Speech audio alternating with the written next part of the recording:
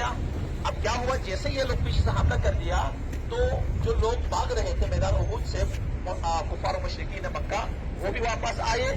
تو آگے بھی مشکلات ہے مسلمانوں کے لیے, پیچھے بھی مشکلات ہے, پیچھے بھی بڑھا چکے اور آگے بھی مشرکین, بیچ مسلمان پھنس گئے. ایک سرکار کے فرمان کو نظر انداز کرنے کے نتیجہ, جنگ کی حکمت عملی کو نظر انداز کرنے کا نتیجہ یہ ہوا کہ میدان احد میں 70 سے قریب شہداء شہید ہوئے, جس میں حضرت حمزہ جو کہ جس کو شہداء احد کہا جاتا ہے. سرکار سید الشہداء سب سے پہلے اگر کوئی سید الشہداء اگر لقب کسی نے پایا وہ تھا حضرت حمزہ ابن عبد المطلب پیغمبر کا چاچا, جس کے بارے میں سرکار نے فرمایا کہ جو میری زیارت کریں اور حضرت حمزہ کی زیارت نہ کریں وہ اس نے مجھ پر ظلم کر دیا. تو لہٰذا بہت زیادہ تاکید ہے. حضرت زہرا مرضیہ سلام اللہ علیہا ہفتے میں 2 مرتبہ بروز پیر اور جمعرات کو مدینے سے احد میں زیارت کرنے لیے تشریف لاتی تھی.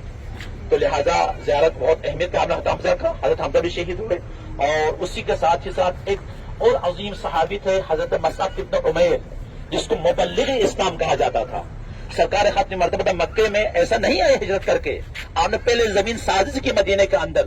سب سے پہلے مبلغ کی حیثیت سے حضرت مصعب ابن عمیر کو بھیجا, اور حضرت مصعب ابن عمیر نے مدینے میں 75 افراد کو دائرہ اسلام میں لایا, دعوت دین دے کر وہ دائرہ اسلام میں آئے اور مسلمان ہوئے, لا الہ الا اللہ محمد رسول اللہ پڑھنا شروع کی. اور اگلے سال آہستہ آہستہ اسی طریقے سے مسلمانوں کی تعداد بڑھتی گئی.